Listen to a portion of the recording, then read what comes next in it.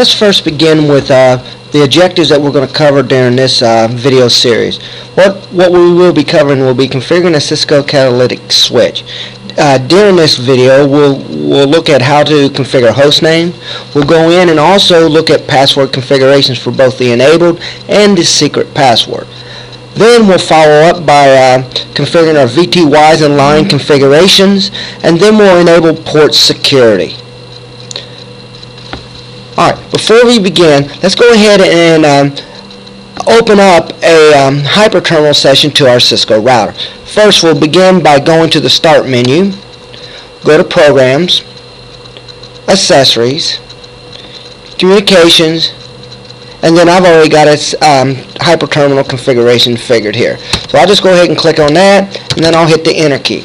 Now, as you can see, this router has came up, or this switch, excuse me, has came up into the initial configuration. What we'll do is we'll just go ahead and select No here, and then we'll hit the Enter key. Now it'll take it a few seconds to go through, and then what it'll do is it'll come up and present us with a prompt to tell us to continue. Now sometimes I'll just sit here for a few minutes. All you have to do is just hit the Enter key a couple times and it'll bring it up. Now, as you can see here, this switch is not has no host name or anything configured for it because it has default switch. Now before we can even start configuring it, we must get in the right mode. Now as we talked in other videos, we looked at how to navigate through. So I'll just go ahead and type enabled. Since I do not have an enabled password configured, it takes me straight into the privileged exec. Now that's not very secure, is it? So one of the first things we're going to do is we're going to sit there and we'll give it a host name, then we'll secure that process. So now in order to give it a host name, I'm going to have to be in global configuration mode. To do that, I got to navigate there, and I'll use the command config T. Now this is short for configuration terminal. Now as you can see, my prompt has changed from switch to switch configuration #. Now let's go ahead and give this thing a name. So I'm just going to use the command for that is host name.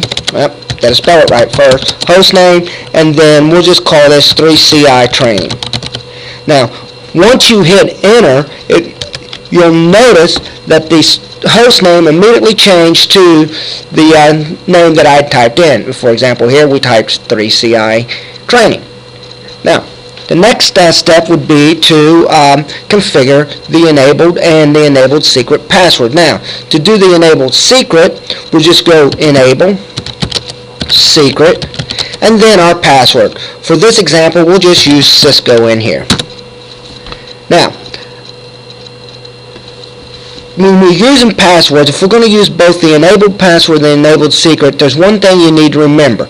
Once we enter these commands in, upon the enabled secret being in, it pretty much disables or nullifies the enabled password. So if you want, you can go ahead and we can type an enabled password, but just realize though the only password that will work at this point will be the enabled secret password. Now let's go back to our slide here, and let's see. Now we've got our host name and we configured our password.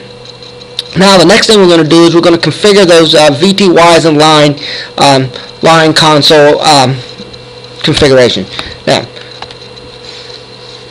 Cisco devices are out of the box, have little or no security implied. So what I'm going to do is I'm going to secure my console access to prevent anybody from just coming into the wiring closet and plugging in. Now, to do that, we're going to type line con. As you can see, I just hit the tab key and it brought up the word con, and we're going to go con 0. Now notice your prompt. Now I've went from the config-line. Now the first thing I got to do is I got to assign a password. To do that, we're going to use the keyword or the key command password, and then our password. Alright, for here I'm just going to type remote. Hit enter. Now by just typing the password, it does not do anything for it. In order to invoke the logon services, you'll have to type log in. Now once we've done that, it has now, when we would log out and test it through a console, we'd be prompted for a password. Now the next thing we're going to do, let's secure our VTY, or those telnet access. So what I do is I'll type exit, then I'll set there and do VTY 0 space 4. Now what this is doing is going to take all five of my default VTY terminal access and configure them all with the same password. Notice what I did wrong there. I forgot to put the line in front of it, so we'll just go in there, put line in there. Now, let's go ahead and type again the password, and that defines the keyword, and then one here we'll just use Cisco. Like the console, you have to set there and enable login in order to invoke the logon services. Now, let's test it. Now, I'll just go ahead and hit a Control-Z, bring myself out, and then I'll exit.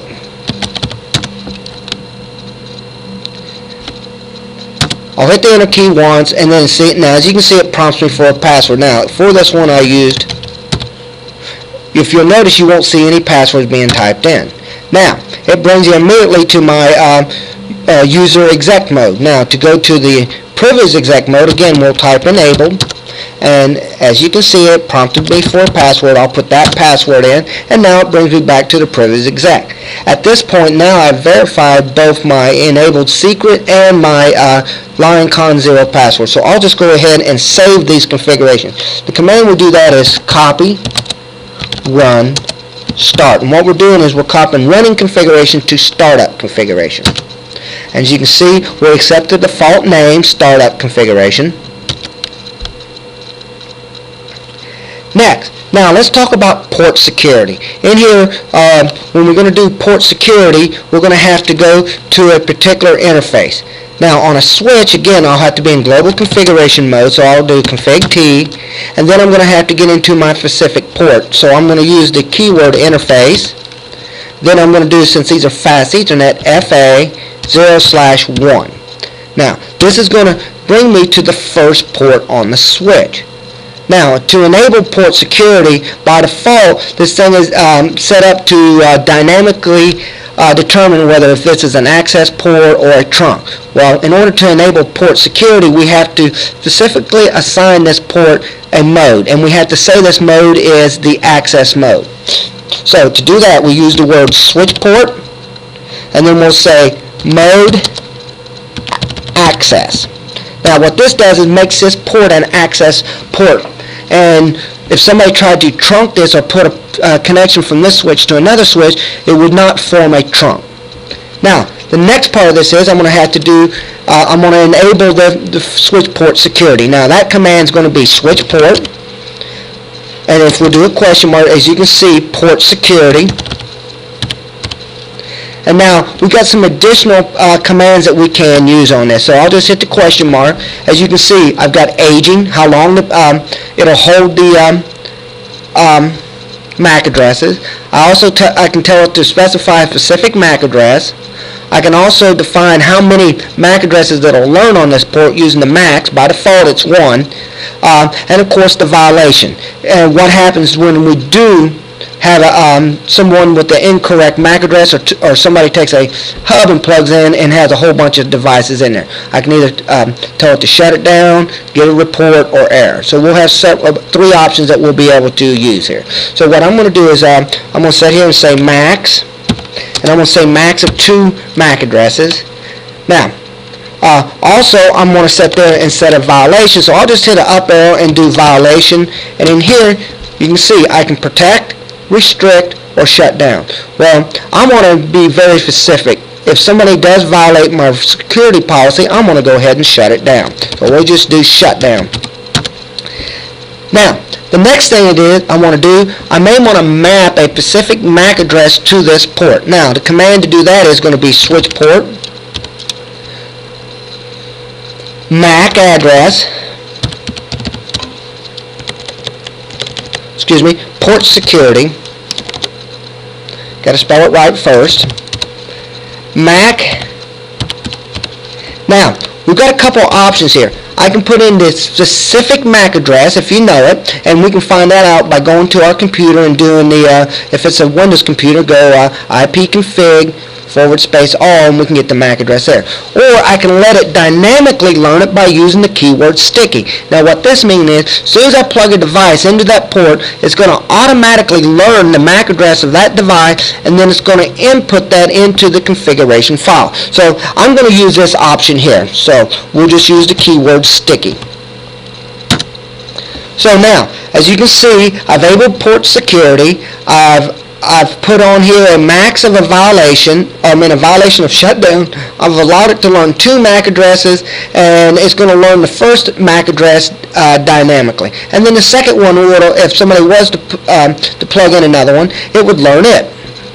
Alright, now what I'll do is, to verify that these configurations went in there, I'll do the Control-Z, bring myself back to the privileged exec mode, issue show run.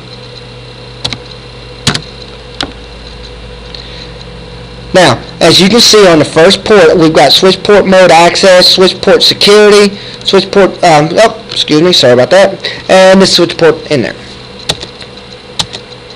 Now we just go on down through. We can also see that our line cons passwords are put in there, and from here I would just go ahead and do a copy, run, start to save my configurations. Alright. Let's go back and review what we've just went over. We went over there how to configure a host name by using the keyword host word name. We also went through password configuration. I showed you how to do the enabled secret. We also went through and did the VTY and line configuration where we did con 0, and we enabled port security. I'd like to thank you for viewing this video, and hope to see you again in the future.